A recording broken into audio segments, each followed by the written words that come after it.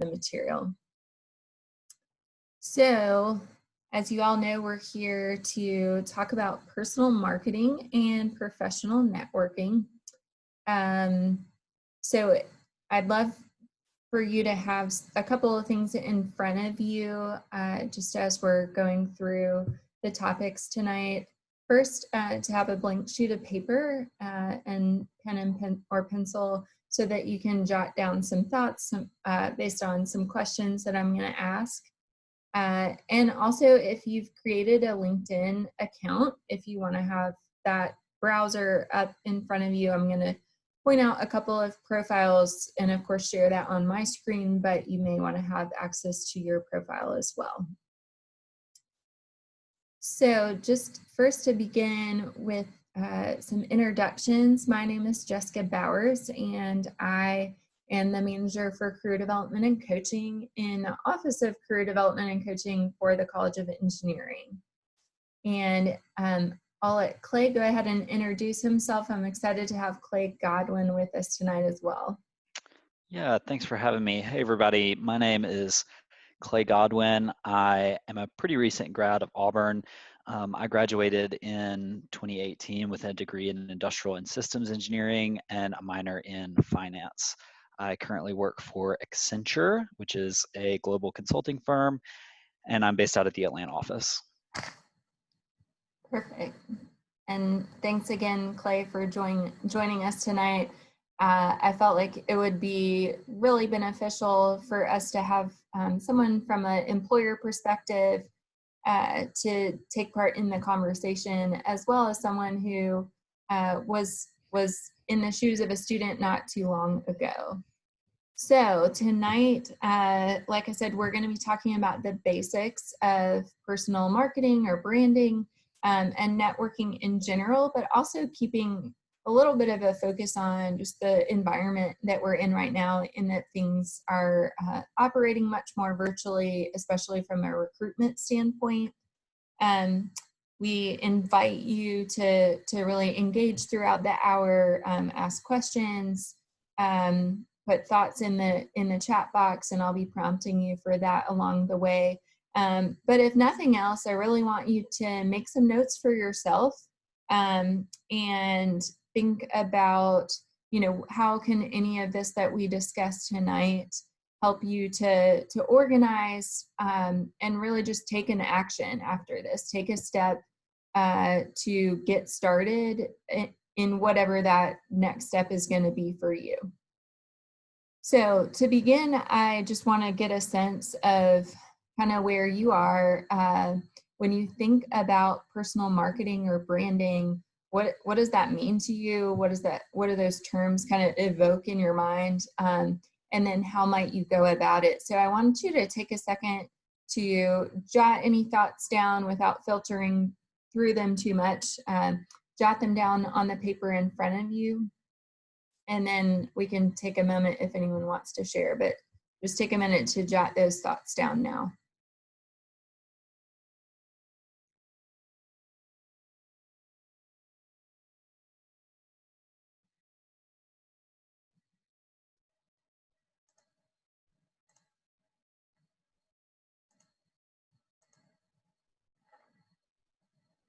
Anyone want to share your thoughts, your perceptions of the term personal marketing or branding? What comes to mind?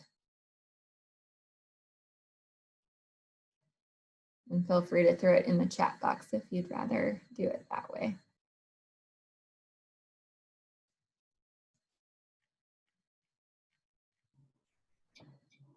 I guess how you present yourself to others, or how others see you, and I don't know.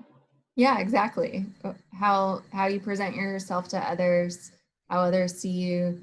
And we'll talk more tonight as we go about what are the platforms, what are the different ways that might contribute to how others see you.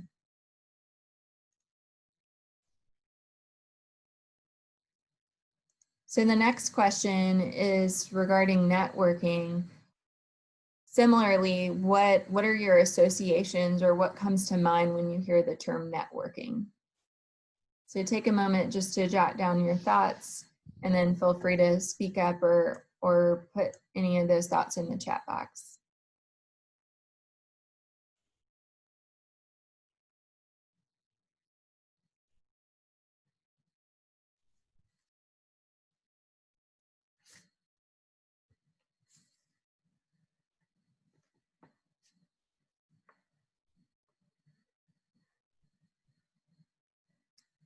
Any thoughts on the term networking?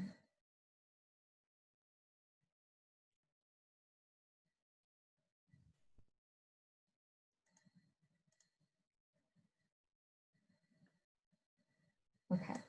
I asked this one in particular because I'm always interested to know, I've come across people before who may not have a positive association with the term.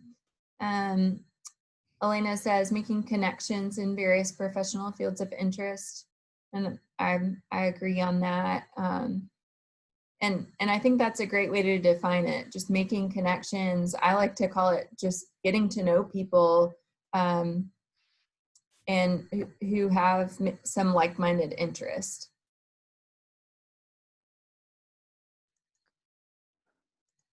Okay. Yeah, and from a professional standpoint, I think it stays the same whether you're a student or somebody in the professional field. It really is that like pure concept of knowing people and getting to know them, and you do have some sort of common interests. So that's like the key to it all. Right. So ultimately, our goal tonight is to be thinking about how do you present yourself to others, and how do you then get to know others with professional interest in mind. Some of you may be more or less comfortable with either of those concepts, especially in terms of how they play out for you personally. So, you know, as we go through this, I certainly want each of you to think about, where am I at with this, and what could be just a next step for me personally.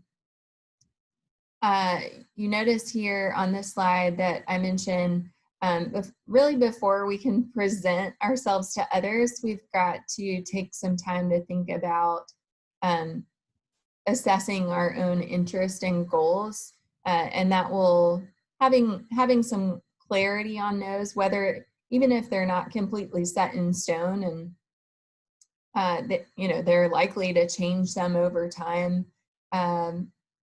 But having some clarity around your own interest and goals is going to help you know, what do I put out there to present to other people. Yeah, and to jump in on that, I had a really hard time doing that in college because I thought that I needed to be in a career or needed to be like had to have a job in order to like learn these lessons about myself or like learn about myself. But you really can find out what drives you and find out the things that really get you going. And that kind of transcends whether you're in a job or whether you're in school. So that is such a huge step at first, because even when you're talking to people in the professional world, them being able to know what drives you and what motivates you is super important, especially in work. So I just want to encourage this you students, if you don't feel like you like know how to do that, it's okay, but rest assured that you can, whether that's through your classes or through the things you do outside of class. You know, ask your friends like, what do you what do you think about this for me? So it can definitely happen, and most of the time those things, you know, whether you're evaluating yourself in school or in a professional career, a lot of the times those things converge into the same like motivators or the same drivers for yourself. Mm-hmm. Yeah, Clay, I like how you're referring to, you know, not just things that you're doing in classes or specific subject matters, but kind of the whole person, and things that give you energy and excite you inside the classroom or in any arena outside the classroom. Not that you want to go too left field outside the professional realm when you're Yeah. presenting yourself to others, but still just to represent, not discount some of the interests that you have that may not seem academic or career specific. Totally right. Yeah. So we're not going to spend a lot of time in this session today going over how to self-assess for your interests and goals, but I wanted to make sure that we state that just for clarity, so that as you're thinking about how you're going to present yourself, you take that step first. So I think, this terminology has been brought up already. Kind of how you see yourself, how others see you is really a definition of your personal brand. So again, I want you to take a moment just to think about some possible scenarios or platforms that would contribute to how your personal brand is portrayed. So again, take a moment, jot down any thoughts that come to mind.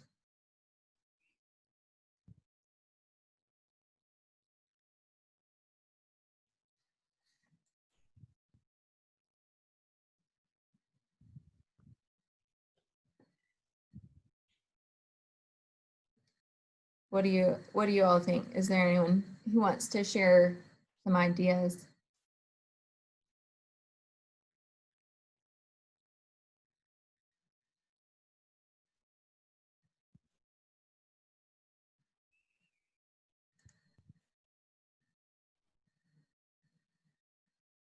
What was the question again? I'm so sorry. That's okay.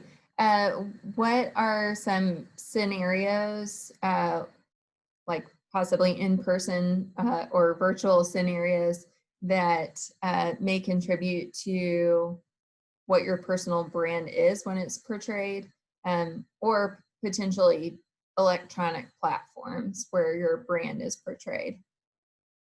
I mean, I feel like the obvious one there is like how our social media is, especially now, because like I know that like if I was gonna go hire somebody, I would go look at everything that they're doing on that, and they tell us that all the time. But like, I feel like a lot of people don't take into like consideration like all platforms of social media, like every one of them, and like Yeah. even just like LinkedIn and using that one and like trying to develop that, or like our Handshake, for example, like what they're doing here, or like Mm-hmm. all of that stuff. I feel like even now, like on Zoom, it's like it's extra hard to like try to meet someone and talk to people, and so trying to get that like part of it, because like yeah, I can see you through a screen, but like I can't see like any of your body language, any of that kind of stuff, and I feel like it's just like it's a crazy time. I don't know how to like solve that or fix it or how long it's gonna last, but like I don't know what to Yeah. do with it. It just Yeah. I was actually just reading some comments from employers. We surveyed employers earlier, I think it was in the summer. And so they submitted some advice on students participating in virtual recruitment events. And one of the pieces of advice said, we really do look at all the virtual platforms so that we can just try to get to know you better, since we're not going to be together in person, and really just as a precursor to like having topics to bring up. So I think that's a great point. All the virtual platforms. Clay, did you have a comment there? Yeah, I mean, it's really easy to keep like LinkedIn and Handshake really pristine or, professionally presentable, but you often don't think about the other social media profiles that might be public or other things and you really do just have this huge digital profile or digital identity. And so now that I'm in a career, I actually do think about the things that I'm posting publicly. Like is like if I post this TikTok and it goes viral, like, and somebody at my company sees it, like, how am I going to feel about that? So all of those things really are part of your digital identity and part of your brand. So like you do have to consider those things as well. And if we're like interviewing people, like, or if I was the interviewee, I would totally look somebody up, so it really is everywhere. It's not just relegated to those that you think are maybe more professional or not so professional. Mm-hmm. Yeah, and I think there's still a distinction between, this is a social networking site, this is a professional networking site. But I think the key here, like you're saying, Clay, is just to make sure that you're comfortable. Like do a scan or a survey of all your social media platforms, and make sure that you're comfortable and feel like what's there and public for others to see is appropriate, that you'd be comfortable with an employer seeing it if they Yeah. chose to pick you up. And you're right, like it doesn't, like, be yourself, like Mhm. portray your personality through these social media platforms. That's super important. That's what social media is about. So like make sure it reflects yourself in that too. Yeah. And to that point, across both virtual platforms and experiences that you may, or interactions that you may have, whether that be in a part-time job, an internship, a co-op, or in class, or participating in student orgs, really just making sure that what you're representing in any interaction that you have virtually or in person is consistent, and that it feels true to you, and that if someone interacts with you, let's say in an internship, that they're going to have a consistent experience with you, compared to the way that you represent yourself online. Yeah, and that is said in, I try and, with this Venn diagram, I try and make the intersection as large as possible, with this how you see yourself and how you see others, try and get that as close to total as possible. Yeah. So with that, I want to dive into some examples of professional profiles, and we're thinking about the professional networking sites for the purposes of our conversation now. So LinkedIn and Handshake. For those who, if you're not aware of it, Handshake is the university's job search platform, and it's used at hundreds of universities across the country for recruitment of primarily jobs for first-time job seekers. So I have an example in front of us of a profile on LinkedIn, and I just want to get your first impressions, right? If you were to happen on this profile, and some of you may know Annie did get her permission to highlight her profile. She graciously agreed to that. But what's your first impression when you see this profile? And actually, let me pull it up, not just as a screenshot, so that we can scroll down. Can everyone see this? Great. Yep.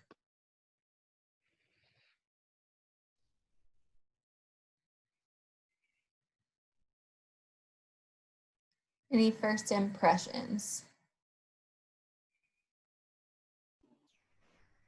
She has a lot of experience. She does.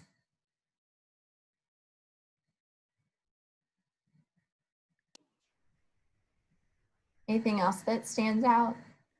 And recommendations too. People talking about her. Mm-hmm. She has a lot of people, like, connections on there, and then has filled out like every section to like the most. She looks like she's not just a college student kind of situation. Yeah, it's And her very picture's so complete. cute. Little Annie, what a sweet girl. Love her. Now, I guarantee you she didn't do this overnight, right? Like this, I'm sure has taken time, not only to get those experiences, but to actually formulate it in the profile on LinkedIn. Clay, what things stand out to you? Was that question to me? Sorry, it was breaking up just a little bit. That's okay. Sorry. What stands out to you when you look at this profile that you'd want to point out? Yeah. And I caught some of what you just said, that like it's not overnight that a great LinkedIn profile comes together. So if this like looks really built out, just that's okay. You can slowly but surely do it. That's definitely what I did. You know, the things that stand out to me here, I am really passionate about like personal bios. I think those are really important. So I appreciate seeing one on her profile. I think that's a way that like you get to put yourself and your experience in your own words. So I think that's really important just for your digital identity, hearing how someone decides to portray themselves.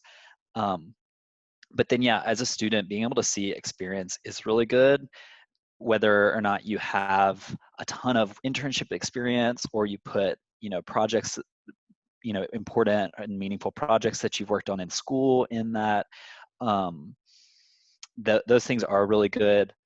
And then, also recommendations. I haven't seen a ton of people with those, but that actually is really a cool feature. You know, if you work with a professor on a project, or if you have connections that you've worked with doing something on an internship, ask them for feedback there. I mean, you don't really have anything to lose.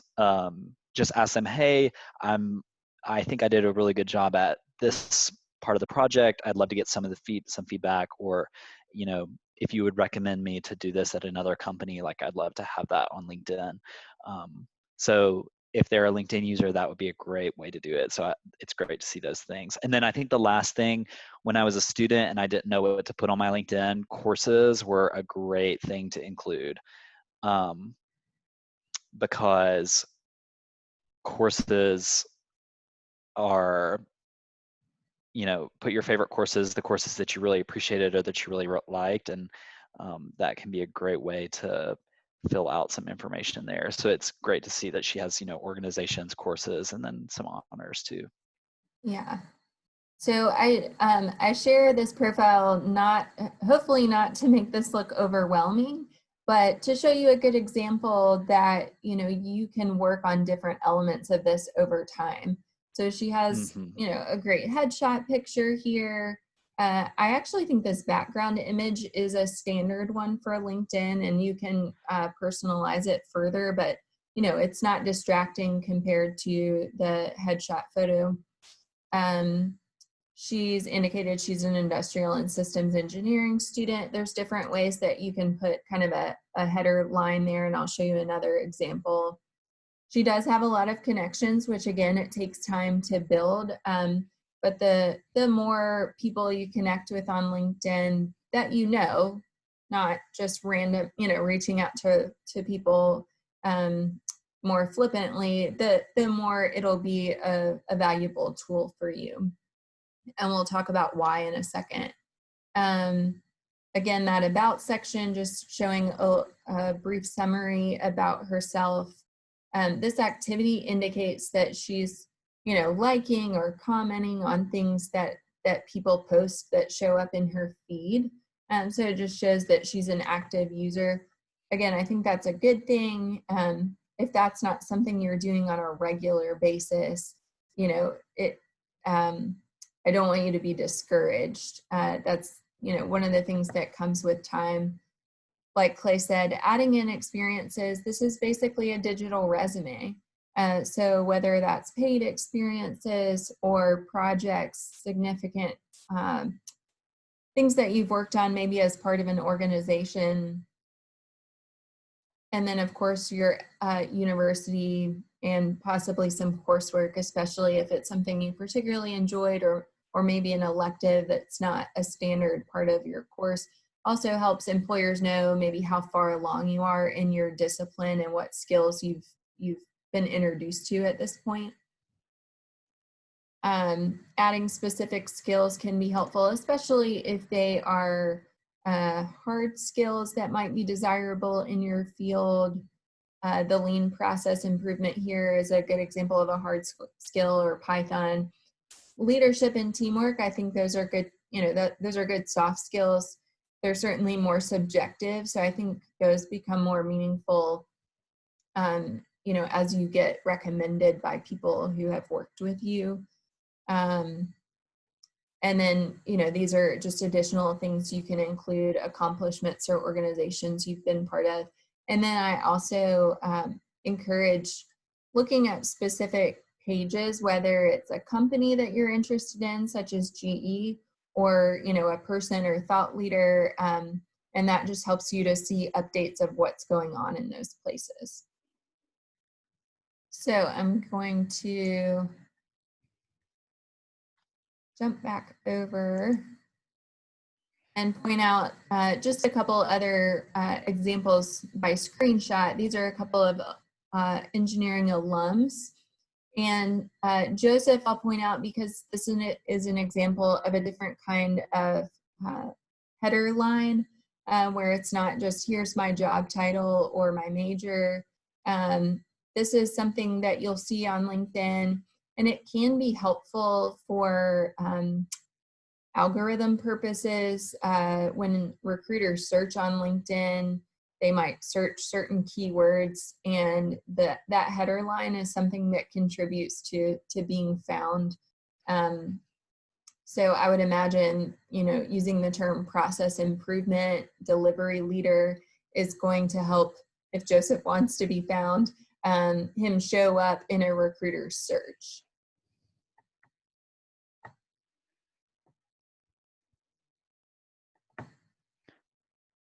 Yeah, and I just like can't stress enough as a student, like don't get overwhelmed about like not having, just like slowly but surely build it up. I'm pretty sure I edit something on my LinkedIn profile like I changed a word on my bio yesterday. Like I just got on there and I was like, this is gonna sound a little bit better. So just like continuously work on it every day. Like every time you get on there, just look and see like, can I add anything else here? Like, so it can be a slow and steady process.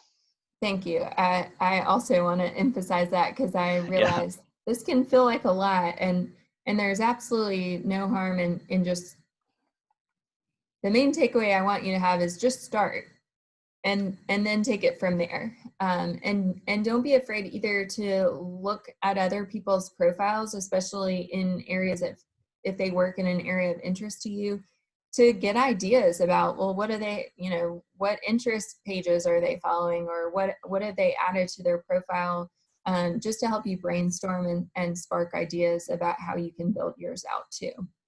And a tip for that, I know a lot of people on because LinkedIn notifies you when you look at somebody's LinkedIn, but you can actually change that setting to where it's just says like an anonymous profile from LinkedIn looked at your profile. So you can actually change that in your settings to where it doesn't notify people when you look at their LinkedIn page. I learned that like 6 months ago or something like that. I'd never looked at people's pages because I was always like, I don't want them to get a notification that I looked at that. That's kind of awkward, but just change that setting and then you can look at all the pages you want. That's a good tip. How do you change the setting? If you click on your picture in the, like your thing, your little profile thing in the top right, and then you go to settings, and then there's like a section that says how others see you in LinkedIn, and you can change it to private instead of, or it can say, like for me, it could say a technology analyst at Accenture viewed your profile. So yeah. Thank you. Pro tip. Pro tip. No, I think that's really helpful. I also don't want people to be like overly concerned about someone being notified that that you looked at it. Right. I think that comes with time too, as you become more comfortable with how your own profile looks, because it often prompts someone to then go see, well, who is this person? So I think that's something you can be more comfortable with over time. But when you get to that point, not to feel too shy about, I'm gonna look at someone else's, and that's okay. That's so true. Good caveat to that, because I'm kind of in that boat of like, I'm at the point now where I don't really care that much. They can see because you're right, like maybe they'll be like, like send me this a person message or connect or something. Yeah. Yeah. So we talked about this a little bit in looking at those examples, but just to point out some of the key elements that make for a strong profile. Professional profile picture is the starting point. And you can have one made if you don't have one already, or you'd like to have a new one.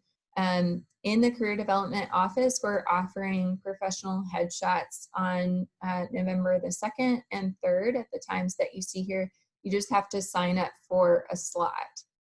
So you can find that information already on Handshake, or we'll also be sending out the slide deck as a PDF after the session, and the link is there. So as we discussed, the jobs or positions that you've held and having descriptions for those, or if they're projects or organizations where you've participated heavily, including those. 5 or more skills on your profile. That number 5 is, again, part of an algorithm thing in LinkedIn where if you have at least that many, then it helps you to be found a little bit more easily when recruiters are searching. Again, writing a summary about yourself, I actually think that might be the hardest part of a profile because it's so open-ended and you want it to be concise and confident. So I have a sample here. Again, I think that's another place where looking at other profiles can be helpful. You'll see lots of different flavors. I'll also be sharing, again, in the slide deck, a link to LinkedIn has a lot of resources that they produce just about how to have a strong profile and how to network using the tool. So I'll be sharing some resources from LinkedIn as well, one of which is specifically about writing a strong summary statement. And then, of course, completing your preferences, so indicating any interest areas in terms of industry, location, and this refers both to Handshake and to LinkedIn, knowing that each of those tools is a little bit different, but with very similar elements. And then from there, starting to add connections on LinkedIn. And it's probably easier than you think to get started. So we're gonna kickstart that in a moment. But as we do that, we're really jumping into networking and what that looks like. So going back to what is networking, right? It's really just making connections, getting to know other people who have like-minded interests. So when we think about networking, I want to start by considering these 3 rules, so to speak. 1, we want to think about networking from a long-term perspective. So, when you go to reach out to someone, you want to think about, not am I trying to get an immediate outcome when I contact them, but more so I want to get to know them over time. And so it's best and easiest to be reaching out to people, getting to know people when you don't have an immediate need. And that way, when you maybe do have an immediate need and you're looking for help with an outcome, then you have some people kind of in your network that you can reach out to and who may be of help at that point. So think long term. Also remember that the more you give, the more you'll get. And you may feel like, well, I don't really have a lot to offer right now as a student, but you can still, be engaged in conversation when you interact with a contact and pay attention to the things that they talk about. That way you may be looking at an article or see some resource a few weeks later and send it over in a message. Hey, we talked about this. I know you're interested in this this topic or what's happening with this company. Thought you might find this interesting. So you can still contribute in a number of ways just by being attentive and paying close attention to the kinds of things that your contact talks with you about. And then finally, quality over quantity. So we see that number, especially on LinkedIn, of how many connections someone has. And it's great and helpful to have more, but ultimately we want, if it's 3 or 4 really strong contacts that you can have more in-depth conversations with, that you can continue a relationship with over time and meet with some periodical consistency, then those are really going to get you started and provide a lot of mutual benefit more than if you had 50 or 100 contacts.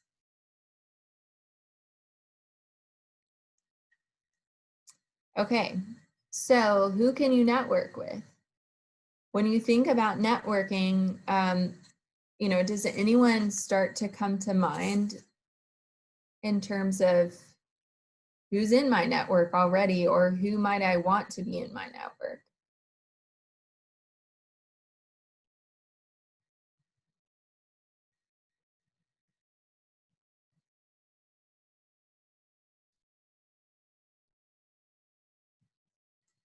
If you're not already thinking of people that come to mind, I want us to just get started tonight brainstorming. So hopefully you have that sheet of paper in front of you where you might be able to jot some names down. So if we just begin by thinking, who do I know? Or maybe who do I know who knows someone? I could brainstorm by thinking about friends, family members, even if they're distant cousins, or maybe a neighbor from way back when, who are faculty, school administrators, you know, people who are part of the Auburn community in the university. Obviously, peers that you might work with now or are in organizations with, alumni councils. Many of the departments in the College of Engineering have an alumni council that you may be able to access. And then foundations or professional associations, I think, are often a really untapped resource. Organizations like ASCE, ASABE, you know, just depending on what your discipline is, or some of those that span disciplines like Society of Women Engineering, National Society of Black Engineers. Any of those would be really great resources to tap into, and they often have components of the organization built in that are there to facilitate networking. So go ahead right now and jot down names that come to mind as you brainstorm any of these areas that you might draw from.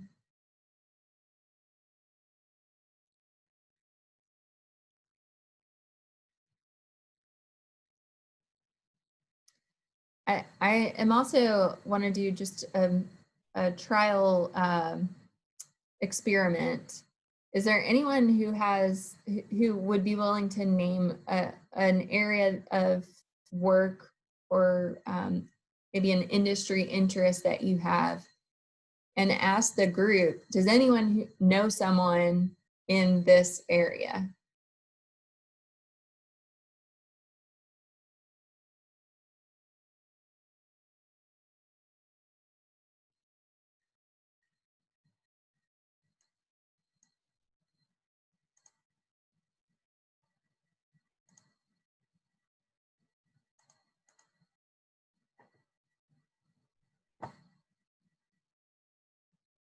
Okay.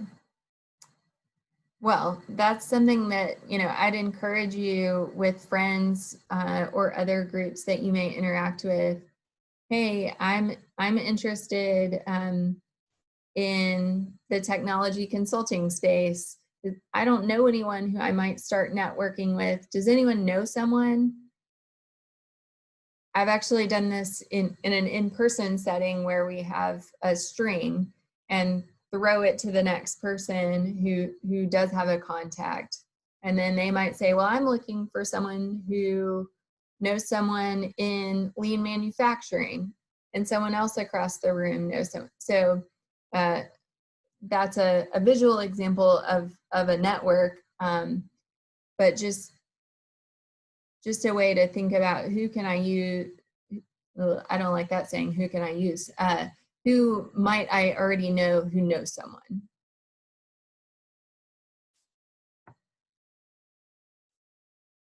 Okay, So I've identified maybe some ideas of people that I want to begin to network with. And I may have their contact information or I might not. So how do I access their contact info? Well, I'd love to show you a tool in LinkedIn that is really helpful. So once you've logged into your LinkedIn profile, you're going to search Auburn University and select Auburn, the school.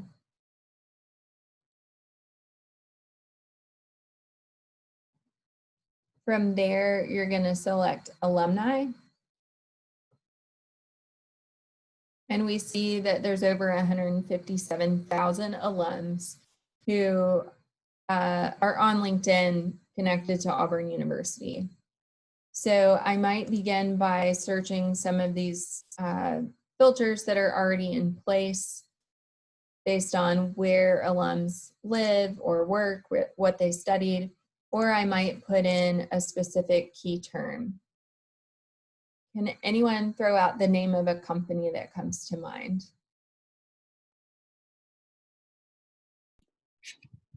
Honda.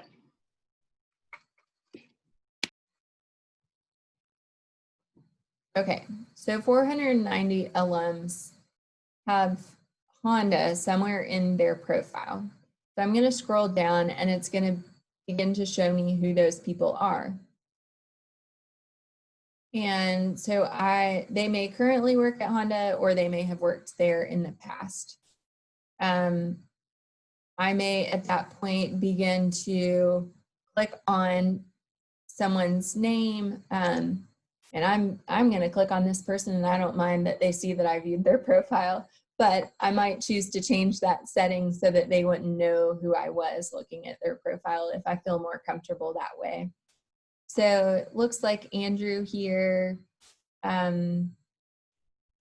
is a recent graduate working at Honda in Lincoln, I'm sorry. So this might be a way for me to identify someone, and I may look at this person and say, okay, I want to keep looking based on what their role is in a company that I'm interested in. But if I identify someone I might be interested in learning from, I might just go ahead and either click message or connect and send a message with that connection invitation. I can also alternatively go to a company webpage and click people, and then go from there to where they studied or putting in the name of the university. So just two different ways to access people. Keep in mind here that the more people I am connected to, the more that I can see appear when I do these kinds of searches.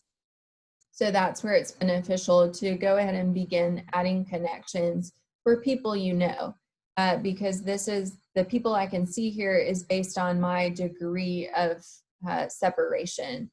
If we're more than, I think it's 2 or 3 degrees separated in terms of mutual connections, then I'll only be able to see it say LinkedIn member.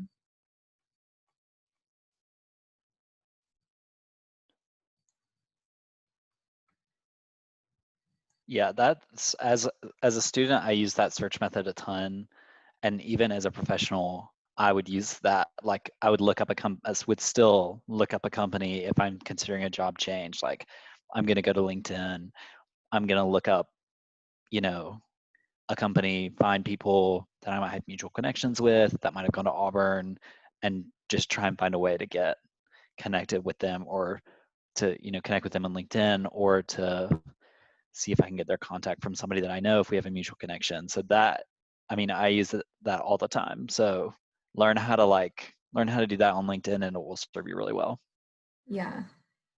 And you mentioned a great segue in terms of looking to find their contact information. If you feel like that would be a better way to get in touch than messaging on LinkedIn, because not everyone stays as maybe pays as much attention to their LinkedIn messages as they might perhaps their email, or if you give them a phone call. So another tool that you have access to, and this is not a public website that's just available on the internet, it's a subscription service that you have access to through Auburn University. So the way that you would get to it is actually through your Handshake account. And then if you click Career Center and Resources within Handshake. So this resource is called Career Shift. And it can do a variety of different things. You would create a login for it once you've accessed it through Handshake. I've already populated mine just for timing purposes. But let's say, for instance, I want to, we'll use Honda again. I want to search for Honda in Career Shift. And I'm going to look for Honda of America Manufacturing. And I want to get some company contact information. I may look for a person that I found in my LinkedIn search and put their name in the search here and see if they come up, so that I can identify their email address and maybe their phone number. Or if I don't have anyone in particular that I'm looking for to get that email address, since I found them on LinkedIn, I can also just generate a list of contacts in the company in general. And so it provides a lot of information for me there in terms of the position in the company and then how to get in touch with them, as well as linking over to their LinkedIn profile. So Career Shift is another great tool for finding contact information.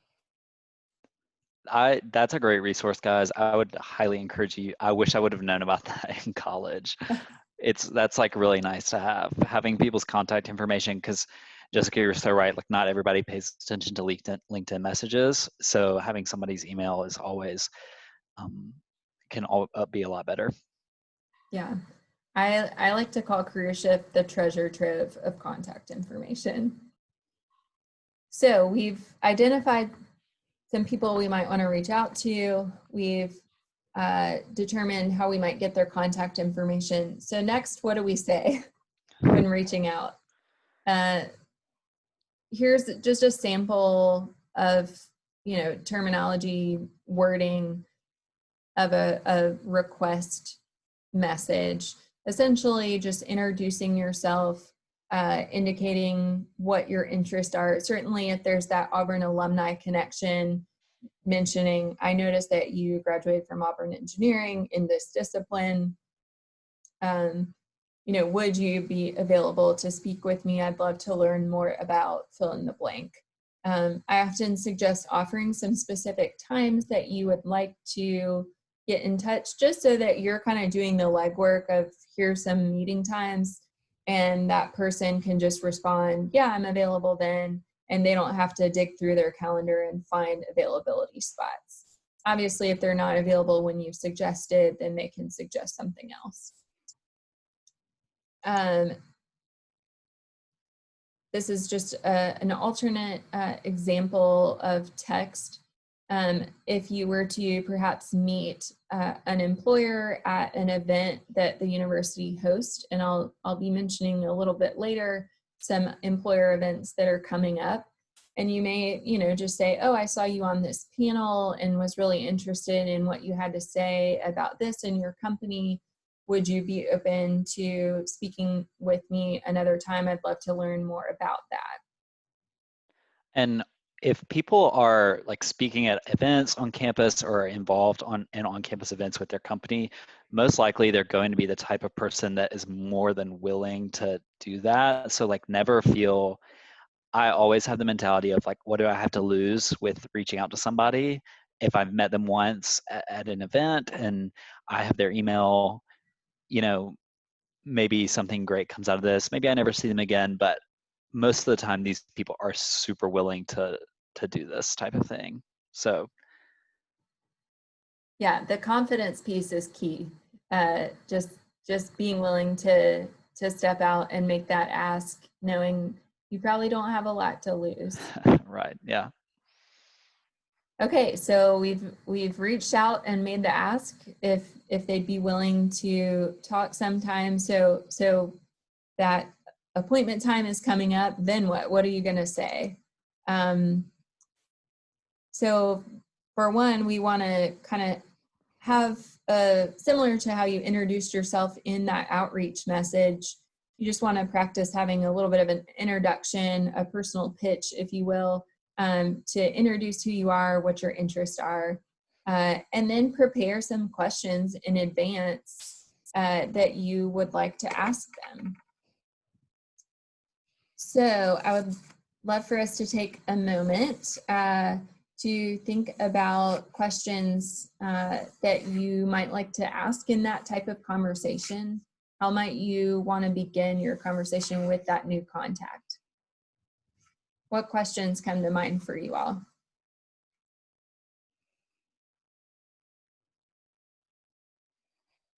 And feel free to put them in the chat box too.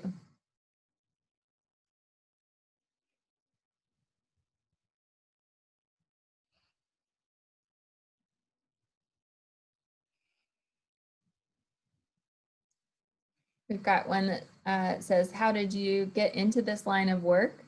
Yeah, so kind of like, what's your background? What was your career pathway to get to where you are now? I love that.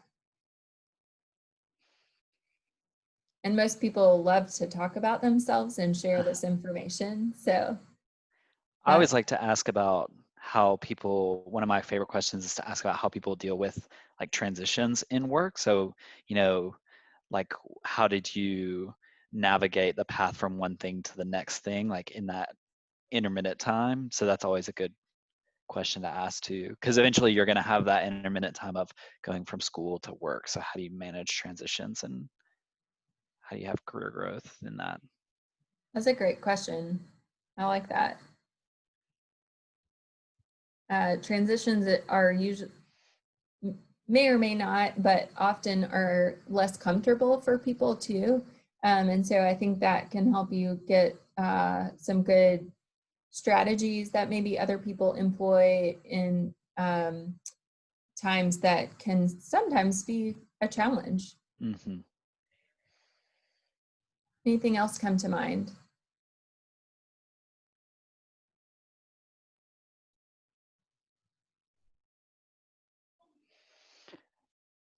And definitely always have these written out before, like it like always helps just to write them out before you have a meeting. Like even if you don't end up using any of them, like it helps you think about like what you want to get out of the conversation. If you like just jot these things down, I always try and have them.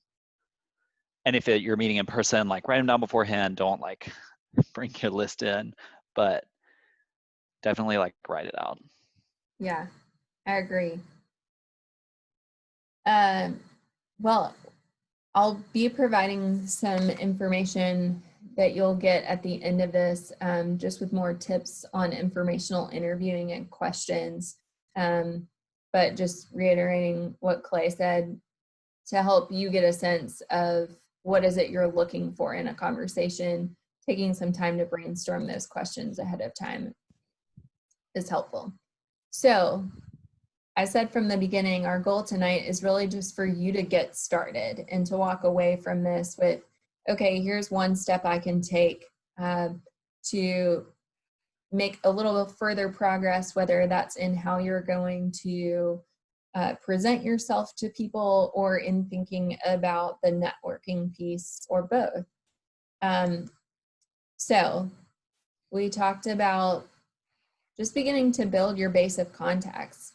How can you brainstorm, okay, here's all these different categories of people that I might consider. What are some names that I might think about? How should I get their contact information and reach out? Prepare those market yourself materials. We talked about the variety of platforms that are out there. and certainly keyed in on the more professional platforms like LinkedIn, Handshake. And we didn't talk so much about a resume, but it is, of course, LinkedIn and Handshake are the virtual representations of a resume. Really warm up. I know this practice can be more or less comfortable for some people. So, start at a basic comfort level, starting to reach out and network with people and then be prepared to then branch out and take a little bit of risk, or what may feel like a risk if it's not something you're as comfortable with, reaching out to someone you don't know. But everyone has to start somewhere, and remember, you probably don't have a lot to lose. I mentioned there are a number of employer events coming up. So here's the Office of Career Development and Corporate Relations is offering a number of events this semester, some like this one that you're in right now that is more focused on your preparation, and others that are more so opportunities for you to hear from employers directly or to interact with employers who are there to recruit. So like I mentioned, it could be that you attend any number of these events and then want to follow up with someone who is a part of that event. And finally, using the tools that we talked about to look for Auburn alums and industry professionals who may not already be kind of in your realm of familiarity, but you can access them through some of the searches that we talked about. You'll be getting, or you already received a handout in the chat box that I would love for you to download. It's called the Networking Plan Guide. And so it has a front and a back. The front is that page that we already looked at on brainstorming who your contacts can be. And this is the back side. I want to point out, because we didn't talk a lot about it tonight, just some tips there at the bottom for how to follow up and continue the relationship so that it's not just a one-time conversation, but something that you can maintain over time. So tonight we talked about just the concepts of personal branding and how others see you and where all that's represented. We talked about networking and the ways that you can identify people to get in touch with, tools to access them, and then the actual communication sort of strategies or recommendations for how to do that contact and then initial conversations. So like I said, I'm gonna, you have access to the networking plan guide there in the chat box. And we're also gonna attach a PDF of this slide deck in the chat box so that you have access to this material later. We'd be glad for you to follow up with our office. Marissa Miller or myself are both career coaches. So you can reserve appointments, individual appointments with us by logging into your Handshake account and requesting an appointment there. We'd be glad to talk with you about any of this information and how it applies to you in making a more personal plan, or of course for other career-related topics. And there at the end, just so you know that it's in the slide deck, are a number of resources provided by LinkedIn and tips on informational interviewing so that you can look back at any of that as you're developing your materials and making your networking plan. So thanks again for being with us tonight. I know we're 2 minutes over. I do want to offer, if anyone has questions, to feel free to stay on the line here, but want to thank Clay Godwin for being on Zoom with us this evening after a busy work day, and just appreciate your input and sharing your experiences. Yeah, and I'll say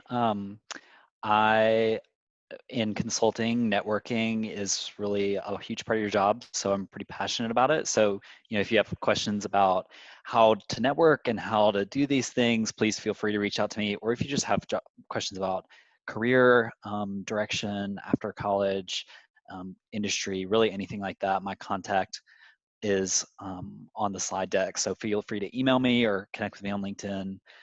If you just have any questions, feel free to do an elevator pitch on me, whatever. Send your resume my way, and I'll read it or whatever it might be. So I'll offer myself to this group for that. Thank you, Clay. That is very kind, but very characteristic of the Auburn family spirit. So War Eagle, and thank you all for participating this evening. Hope you all have a good night. Thank you very much for taking the time to talk to us.